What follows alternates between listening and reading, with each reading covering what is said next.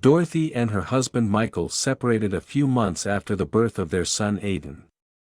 The separation was difficult, as the couple did not get along with each other, which made the situation with their baby even more difficult. Fortunately, they managed to reach an agreement that suited all three of them. The agreement was that Aidan would take turns living with each of his parents, Michael would take care of him 1 week, and Dorothy the next. This way they could spend an equal amount of time with him, and Aidan grew up with both parents. But one day Dorothy noticed something that made her doubt her ex-husband's motives. Aidan was spending a week with her when she saw him doing something unusual. In the middle of the day, Aidan entered the living room, pulled up his pants and looked inside. Dorothy watched him for a while, and then continued her business, believing that he would soon continue playing. But he didn't continue, he just stood there and stared at his pants for half an hour. Dorothy didn't think much of it when he went back to his business, thinking it was nothing serious. But the next day it happened again, and again the next day, during the whole week that Aidan spent with his mother. He stopped and looked down his pants for half an hour every day. This behavior was completely new, and it made Dorothy think. Aidan was a curious boy, perhaps it was due to his age, but he was fascinated by everything he saw and often reacted funny to it. Dorothy thought it might be related to his curiosity, but when it happened again on his next visit, she decided to examine him just in case. Dorothy laid Aidan down and examined his legs, but there was nothing to indicate that anything was bothering him. The fact that she hadn't found anything stunned Dorothy. There must be a reason why Aidan is looking like that. It couldn't just be a coincidence, and curiosity would make him move on as soon as he saw what he wanted. The next day it happened again, and again around noon, namely at 12:13 p.m. Dorothy wondered if it could be related to time, so she checked again the next day at exactly 12:13 p.m. Aidan entered the living room, pulled up his pants and looked inside. After Aidan returned to his father, Dorothy was visited by her friend Olivia. Dorothy was still trying to figure out what was going on with her son, and mentioned his friend's strange behavior. After hearing the whole story, Olivia said something that made Dorothy suspect her ex-husband. Could he be responsible for what was happening to her son? Dorothy got a new boyfriend a few weeks before Aidan started acting strangely, and a few days after Michael found out about it, he dropped a letter in her mailbox. He wrote a lot of things in the letter that were intended to offend her, but one thing stood out from the rest. He threatened to make her life unbearable. Dorothy wondered if that could be the reason Aidan was acting the way he was. Had his father taught him to do this so that she would be in a constant state of anxiety? Or was there something more to it? Could it be that he was using their son to spy on her? Dorothy didn't want to believe it, but Michael really seemed very jealous of her new boyfriend and had already shown his displeasure once. The more she thought about it, the more realistic the idea of espionage seemed. Dorothy worked half-time and returned home a little before noon. Aidan started acting strangely at 12:13 p.m., by which time she was already at home, and Michael knew it. Confident that Michael had hidden a recording device or a chip in Aidan's clothes, she assumed that was why he looked down his pants at the same time every day. But was she right? With that thought in mind, Dorothy picked up her son and carried him to the changing table. She undressed him and examined his skin before paying attention to his clothes. Now that she knew what she was looking for, it shouldn't be hard to find. She searched every inch of his clothes and checked every seam, but found nothing. Dorothy even went so far as to check Aidan's diaper, but the chip was nowhere to be found. There was only one place left: his shoes. After a thorough inspection of the shoes, Dorothy gave up. She couldn't find any trace of the chip. She could only accept the fact that there was nothing there. Or was it? Despite the fact that Dorothy found no evidence, she was sure that Michael was spying on her using their SON.SO. She came up with a plan to trap him in her own trap. Dorothy was in the same room with Aidan when she picked up the phone and called the police. She told the police what was going on, and they immediately sent officers because the case concerned the baby. The police came not only to her, but also sent another squad to Michael's house. He was arrested on the spot and taken for questioning. What happened next left Dorothy completely at a loss. The police took Michael to the station while Dorothy was sitting at home with a smug smile on her face. She knew that Michael would seriously regret his decision to spy on her when the police intervened. But then something completely unexpected happened. Dorothy never imagined that the police would come after her. Dorothy heard a knock on the door and didn't understand why. She wasn't expecting guests and was in the midst of her revenge plan. Who dared to interrupt her? She went to the door and looked through the peephole, but when she saw who was standing outside, all the blood in her body froze. Why are they here? The police were knocking on Dorothy's door. Why did they come after her?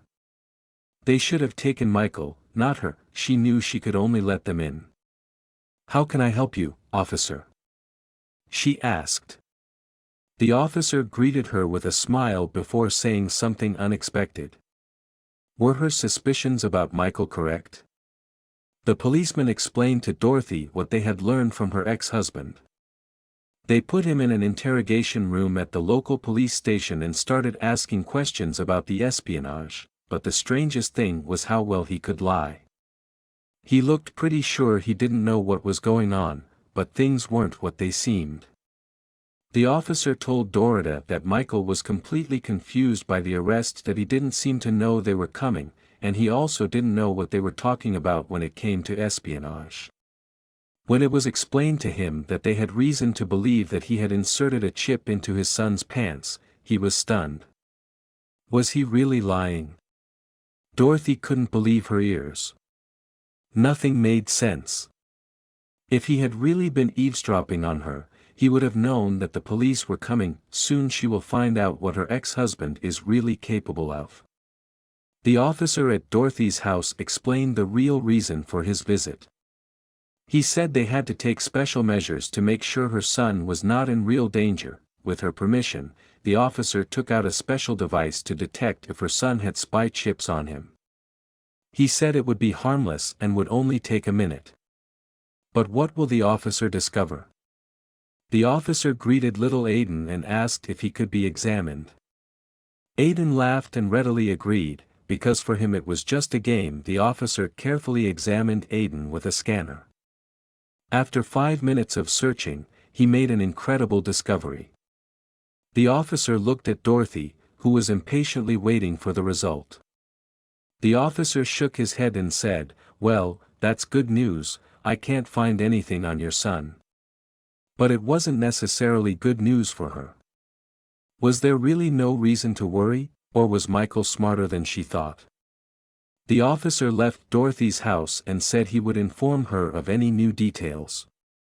Dorothy had time to think about what was really going on. But just when she thought she was going crazy from not knowing, she got a call. She thought it would be the authorities, but it wasn't him. This was the last person she expected to call from. It was her ex-husband Michael. What could he want?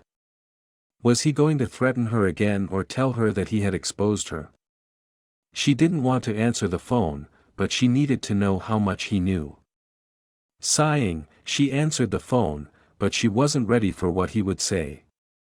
She expected Michael to be furious for calling the police, but everything went in an unexpected way when he began to explain what had happened to him. He didn't seem to know that it was Dorothy who had called the police. He asked if the police had come to her house asking about Aidan. She decided to confess. Dorothy explained that she had called the police because of the threatening letter and the strange behavior of their son. Naturally, she thought it was better to be safe. Upon hearing her explanation, Michael did something Dorothy had never expected. His next words stunned her. He really apologized for everything. He explained that he wrote the letter in a fit of emotion and did not mean what he said. As for the spy chip, he swore he would never do that to his son. But if it wasn't him, then what was going on with Aidan? Dorothy asked the fatal question. He does the same thing when he's with you. To her surprise, he knew what she was talking about. He said that at about 12:13 a.m., Aidan also pulls up his pants and looks into them. This meant that it was something permanent that he did for both her and him. But what could it be? This made Dorothy even more worried. Now she was stuck again, not knowing what was going on. She needed to find out what was going on with her son as soon as possible. Not knowing who else to turn to, she asked Michael what he thought of the whole situation. Then they came up with a potential solution. Aidan hated going to the doctor, but they needed to figure out what was wrong. Dorothy made an appointment with Aidan at a local doctor and took him there. Little Aidan made a scene on the way, but it was the only way. When Dorothy and Aidan came to the doctor, they sat down in the examination room. The doctor prepared to examine her son.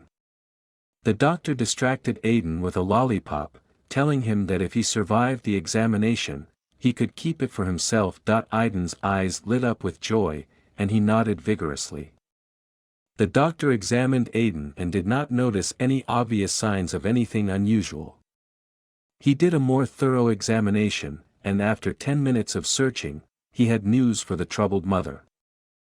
"I am glad to report that your little boy is perfectly healthy and there is nothing to indicate why he started this habit." The doctor recommended that he be monitored to try to find out more details. Dorothy left the office disappointed. She hoped the doctor would find something definite. Dorothy watched Aidan closely over the next few days. He continued to do the same thing every day, like clockwork. There must be something she was missing, but she didn't know what it was. Even Michael couldn't figure it out when Aidan was with him. Maybe it's just something kids his age do. Dorothy searched the internet to find out what kind of behavior would be normal for Aidan. She even borrowed a book on parenting from the library to see if there were any old-fashioned explanations. After she had studied everything she could, she came to a frightening conclusion that upset her even more. Is that really all?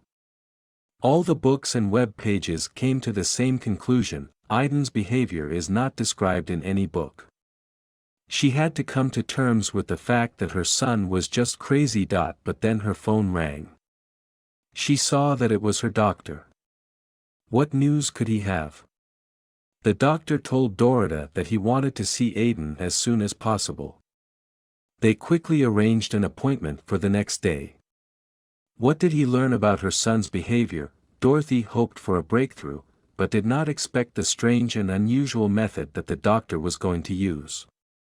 She had to wait another day to find out what was wrong with her son. She felt more nervous than before, for some inexplicable reason. Why is he doing something as weird as peeking in his pants every day? The answer was revealed to Dorothy when she went to the doctor. The doctor asked Dorothy to come to the appointment at noon. This meant that Dorothy had to dress Aidan earlier than usual and buy him a lollipop to get him to agree. At first, Dorothy did not attach much importance to time, but then she realized that it was important for the doctor's plan. They arrived at the doctor's office at noon sharp. The doctor looked more worried than before. What was he going to tell them? He sat down and told Dorothy that he wanted to wait for the very time when Aidan usually behaved strangely. The time interval now made sense to Dorothy. The doctor wanted to see Aidan's behavior for himself and, perhaps, make a diagnosis based on this. At 12:13 p.m., everyone was watching Aidan closely. He should have behaved as usual, but nothing happened. Why didn't he do what he usually does at 12:13? Then the doctor did something drastic. The doctor got up and walked to the other side of the room. To Dorothy's surprise, he turned on the radio and asked for her favorite radio station. Even more confused, she called the station number, and he tuned the radio to her. Then the doctor returned to his chair and sat down. What was he doing? But after a few moments, she couldn't believe her eyes. Aidan looked down, immediately pulled up his pants and looked inside. But why did he do it now instead of a few moments ago? The doctor smiled. It seemed that he knew more than he was saying. When he was sure of his explanation, he told Dorothy something that stunned her. The doctor explained his hypothesis about a troubled mother. He asked if Dorothy's radio was on every day around noon. She nodded back. That's when the doctor's smile became even wider. He has clearly solved this riddle. But what does the radio have to do with it? Your son is just trying to dance to the radio, the doctor explained. The poor guy doesn't know how to dance yet, so this is his closest way to express his feelings. Dorothy's jaw almost dropped. Was it all just because Aidan was trying to express himself? She couldn't believe it.